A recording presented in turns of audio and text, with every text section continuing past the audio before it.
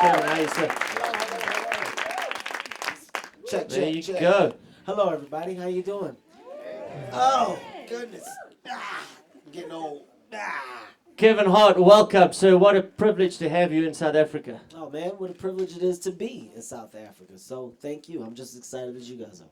Now, you've broken records on your stand-up comedy all over the world. You've just broken a South African record of 16,000 people. Woo! Ow! That is the biggest. I think the next best guy was maybe 4,000. Really? That's right, yeah. So you've smashed it by a long way. Oh, man, that's amazing. I think the credit doesn't go to me. The credit goes to the people of South Africa that have came out and supported. This is unreal. You know, to be traveling the world telling jokes is one thing, but to really, I guess you can say, for your craft to be received by the masses is another. And, you know, this is something that is long overdue. You know, it was on a list to do, and it didn't happen for quite some time because I felt the timing wasn't right. So I'm glad that I was patient about it and waited until now because it's paid off. You know, it's turned out to be something really, really special. And 60,000 people, the world record for comedy attendance for a single stand-up comedy show. It's quite incredible. So this room is quite small for you. Yeah, this is small. This is teeny. This was like back on day This is a one meeting. doing open mics. It's right? a meeting, but this is a good meeting. It's a good meeting to have right now. Now I work on the radio station here 947. I do the morning show, and this morning we played a clip of yours from that you left a message, and where you were so stoked to be in South Africa, and I got the impression that you didn't expect it to look how it did. No. You know, I mean, that's the power of the media. You never know what you're walking into. And I think the beauty of traveling is that you realize that there's similarities in every place that you go, you know, regardless of where you are. You have good parts, you have bad parts. And, you know, with coming to South Africa, I didn't know what to expect. But just like anything else, there's good and there's bad. And I've seen both sides of it, and I can relate to both sides. And all it did is just make me say, you know what, this needs to be something that's now on my list to do yearly. You know, I need to frequent these parts and treat it the same way that I treat my fan base domestically. You know, I mean, if I'm trying to become the international success that I want to be, you have to be seen on the international level. And South Africa is on that list of international places with amazing people. So you'll see me here a lot now. Well, it is a great place. We've got lots to see. Your good friend Dave Chappelle even came here to hide out. Yes, he for, did. For For rehab. for quite some time. If you And ever we didn't need- know. We expected Dave. I didn't know where he was at. They said Dave went to South Africa. I said, oh my God, they got him. What happened? Oh God, I got to get him back. But now I get it. You know, I get why he was out here.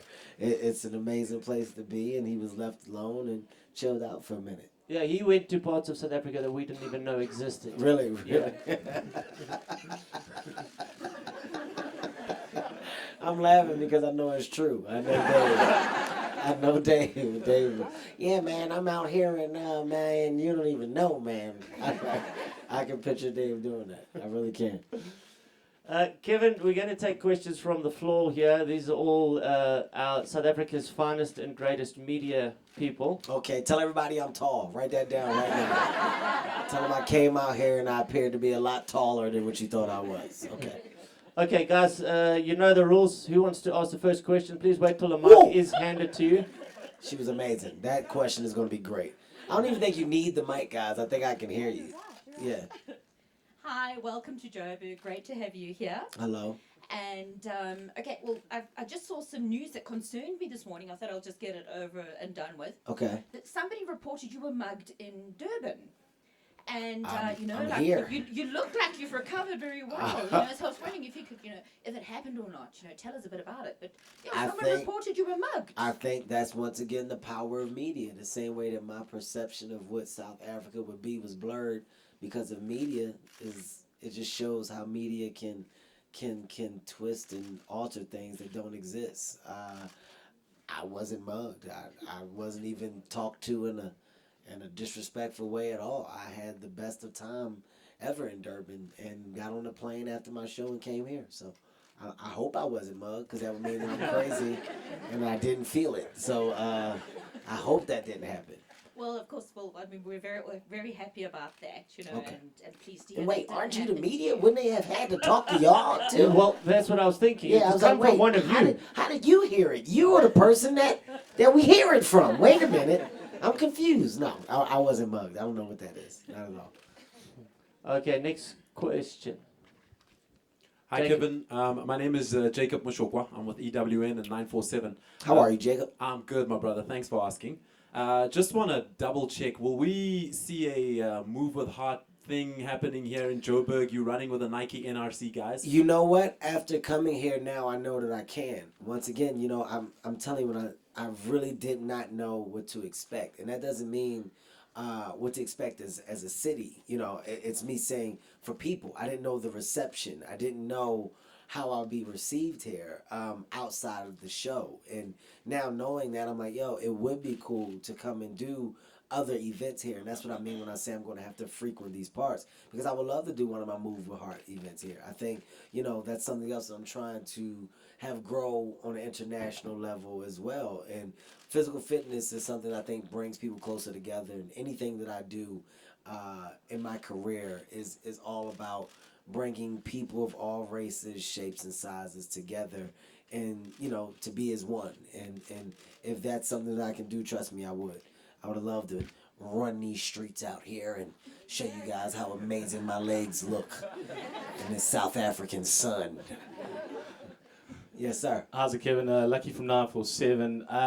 When it comes to choosing a movie role, I just want to know how much of it is scripted and how much of it is the great Kevin Hart just, bringing that energy.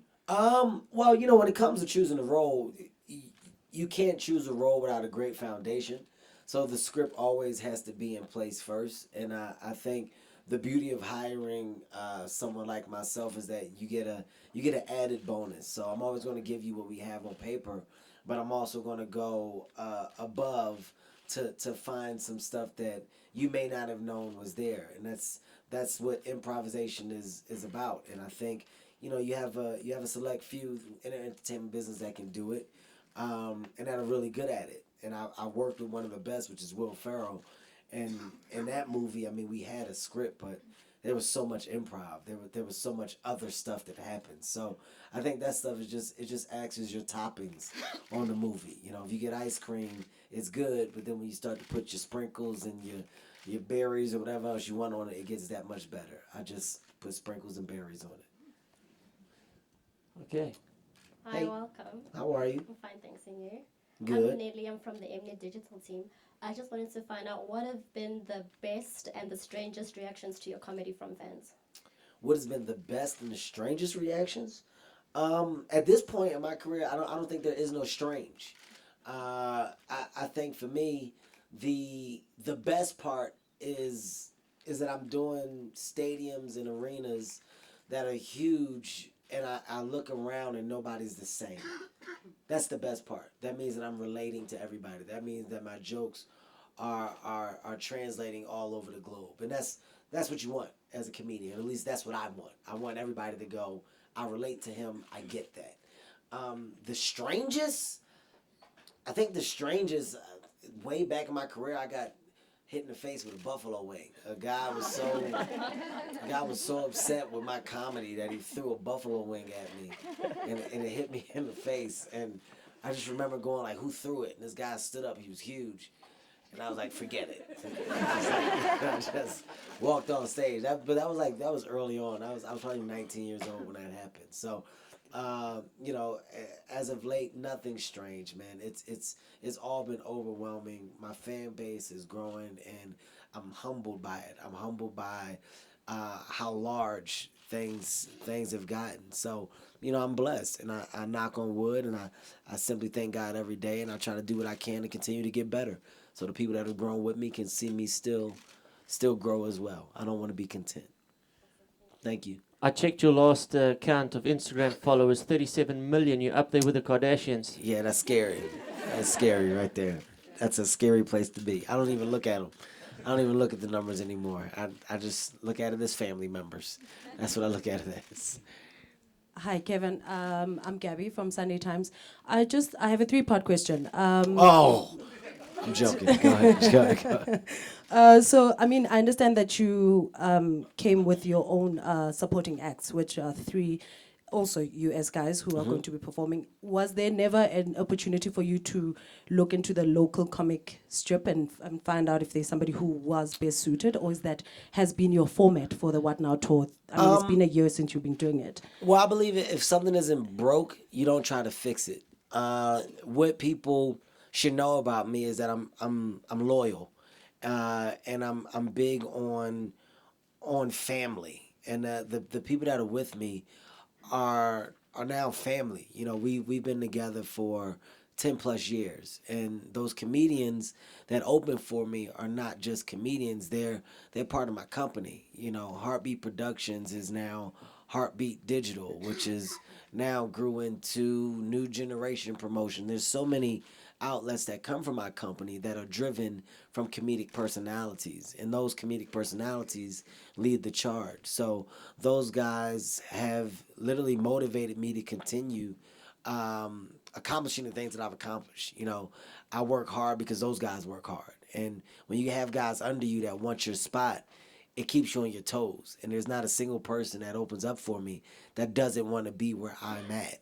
And I think that's a good thing. We have a competitive nature between us.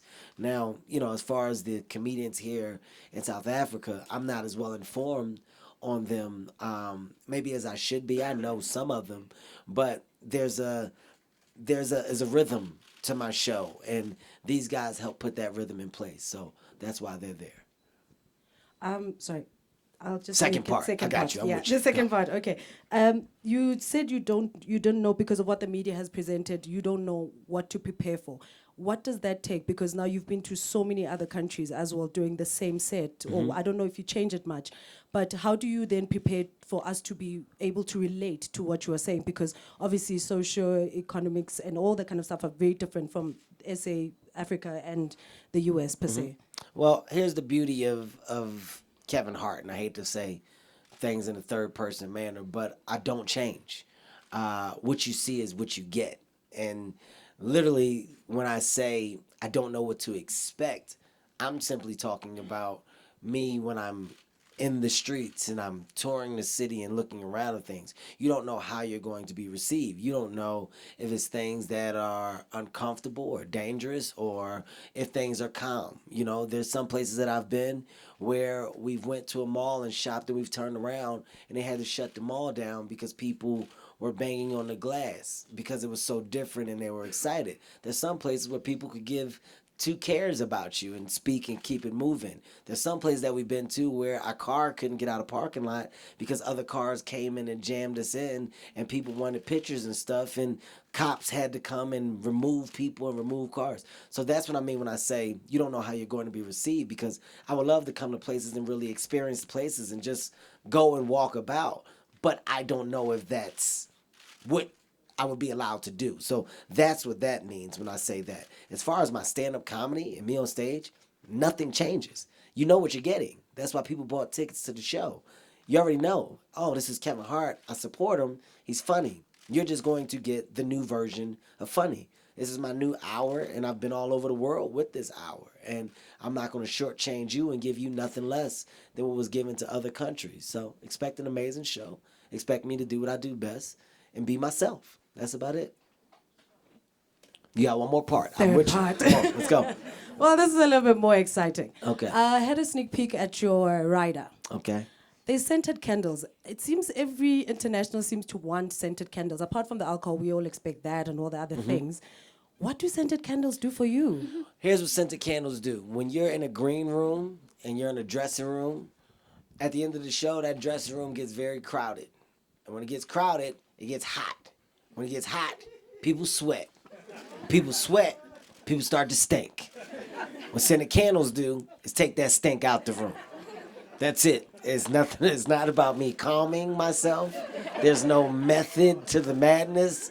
I don't like stink. So I would much rather a scented candle be in there so I can say, okay, this is what it is. And sometimes that smell could be me. I just got on stage.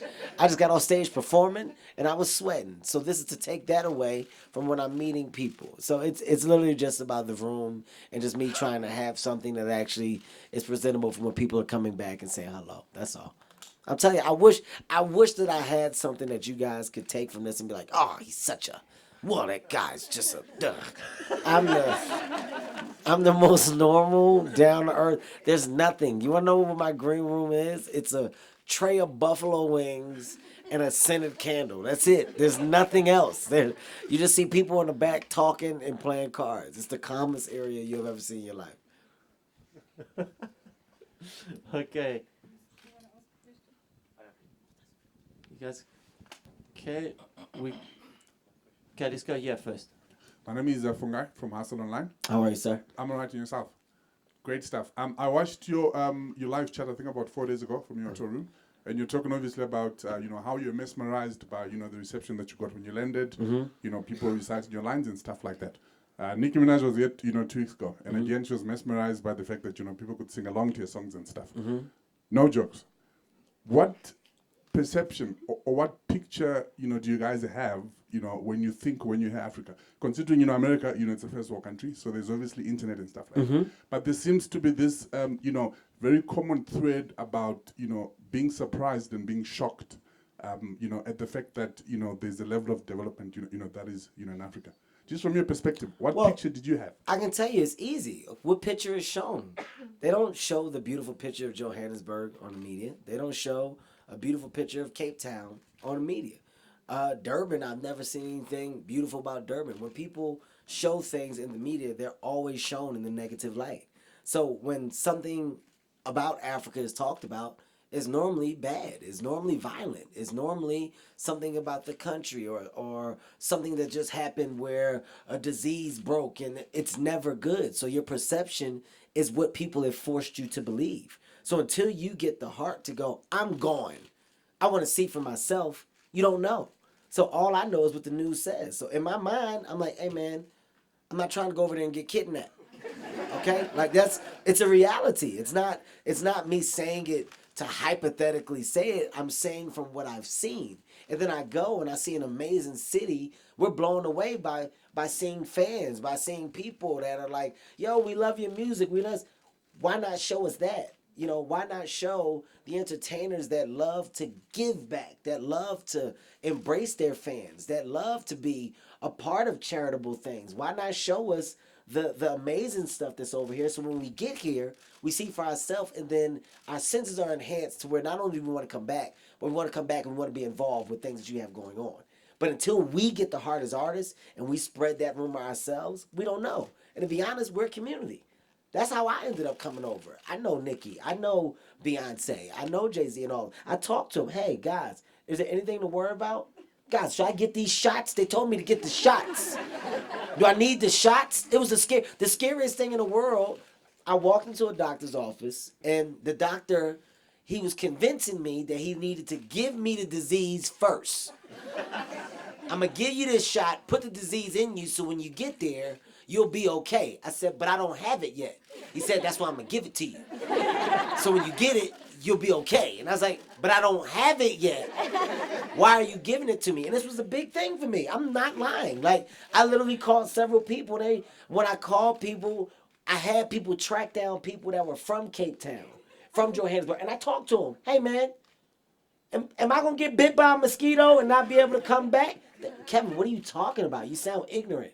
No, you don't need nothing like that. It's the same. You're going to come over and you're going to be shocked. And I was like, I know, but they said I need shots. Do I need these shots? No, but I'm repeating what I've heard. I'm repeating what the media has forced me to believe. So now that I'm here, I'm like, this is ridiculous. I don't need shit. I'm fine. It's a city. Like I feel like I'm in New York. I felt like I was in Malibu the other day. Like it's the same exact thing, and it's frustrating because it makes you guys, as the media, it makes me go to y'all and question y'all. You have the chance to put out the positive side of where you are and where you live. It's you that pushes out everything else. So when you really ask, what is your perception? My perception is what you made it. That's really the reality. And that's what the media never understands. The media looks and goes, why do you do this? I do this because you did it. It started with you. We don't get stuff from us just getting it. We grab it from you. And then the states go and amplify it. She just talked about a story about me getting beat up or something. I guarantee you it'll be on media takeout and whatever else within the next 4 hours in the States. But where did it start? It started here. So that's a message that goes back to y'all from a question that came to me. Put a check mark next to that. That was good, man. So is Trump really not that bad? Oh, man, that's a different story right there. That's a different story right there. I don't even speak on that, guys. Jesus. All right. Zander from Trace TV. How are you, sir? I'm good, thanks. How are you? Good. Right. Do you have any sort of sacred pre-show rituals that you carry out before each performance without fail? Yep, I show up. That's about it. I'm here. It's showtime. I literally get to the show probably 15 minutes before I'm supposed to get on stage. That's my ritual. I'm here, I take off my jacket, and I walk directly to the stage. Okay, guys, we'll take two more questions. Man in the blue shirt. I Khotatso Marisa from Sowetan Live. Kevin, why do you have such strict rules on video and photography on your show? Good question. The reason why is because comedy isn't music. You know, you can hear a song over and over again. You can sing a song over and over again. A joke is different. You've heard a joke once, it's funny that time. The second time you'll chuckle, the third time you get it. Social media, as much as I love it and embrace it, it's the killer of our culture because people can't do anything and sit and watch without it being recorded, without it being shared. If I allow people to record or have their phones out during my show, then there would be no element of surprise with me being here today. The people that are going to the show tomorrow would have seen the show virally 13 or 14 times. You know, when you look at some of the biggest tours this year, there was no surprise going into those tours because you saw what the artists had because everybody shared it. Every blog picked it up. Everybody shared it on the Twitter, the Snapchat, the Facebook. You don't see anything about my shows because I want to save it. I want each experience to be amazing for the people that I'm giving an experience to. If I don't do that, I feel like I'm doing a disservice. Also, my stand-up specials are released theatrically. I have no movie if everybody's seen it. I have no movie if the world gets the content and shares it all over. There is no surprise. There is no announcements. But those selected people, that 15, 16,000 people that come to the show, they leave and they go, wow. And then when the announcement comes out that's going theatrical, they help spread the rumor of not only was it an amazing show, but I can only imagine what the movie is going to be. So it's all, everything I do is, it's chess. I'm making moves before the move should be made. I'm 12 steps ahead, and phones get in the way of those moves. Okay, Hold on for a second. Funny man Kevin Hart was mugged in Durban in Umlazi today when he went to visit the popular Edini Lounge in Edini. Oh, don't say I can't read, guys. I'm sorry. Hart and his team were at the mercy of the thugs who pounced on them and got away with their cell phones and undisclosed amount of cash. This is, let's look at what blog this is. This is from Imanzi, IMZANSI. Zanzi? I don't know what it is. Let's have a look there, Kevin. This might not be a legit. I don't know what it is. Is it a satire blog? No. It's rubbish. I don't know. I guarantee that'll be in the States in about 4 hours. 4 hours. I'll be getting, my phone's gonna start blowing up. You all right? It'll be Alicia Keys. My dad will be the first one. I knew I should have came. Kevin, just before we take one more question. He's had his hand up for a minute too. This guy? Yes. Okay, can you just bring the mic forward? Now, a certain guy who has challenged you to a basketball match, a stand-up standoff, Okay. and a fight, Oh, He recently got beaten up by a 15-year-old. How do you fancy Yes. your chances? you know, Cat Williams. here's my take on Cat Williams, man. I'm a very positive guy, people. I don't wish ill will on anybody, and you know, Cat, regardless of what he's going through now, at one point in time was a friend. I'm still going to consider him a friend. I hope that whatever he's going through, that you know it works out, and that you know he gets back to doing what he does best. He's an amazing comedian when at his prime, and I would love to see him get back to his prime. So I'm hoping that the negative things that are around him eventually go away. As you see, I didn't pay that any attention when it was put out there. My mind is in another place, and my goals are set to reach much higher levels than to debate, especially with somebody that's in the same craft. I feel like we're supposed to pull each other up and big each other up. It shouldn't be crabs in a barrel.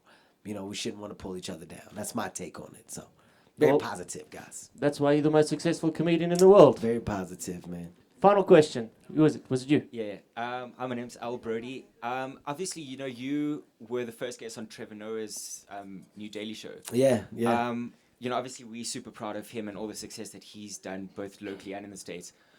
Tell us a bit about the conversation you had with him moments before air. First of all, you guys should be above and beyond proud of Trevor. The reason why I say that is because he's a comedian that came over to the States that didn't try to become what he felt the States wanted him to be. He's very proud of his heritage and where he comes from, and he makes it known. And I think that's a beautiful thing. You know, that's what you want as a representative of your country, of someone that's going and doing other things. Our conversation in the back was simply, dude, this is amazing that you're in this position because all eyes are on you. And as a comedian, you work hard, you grind, you go through so much, and you never know what that big moment is.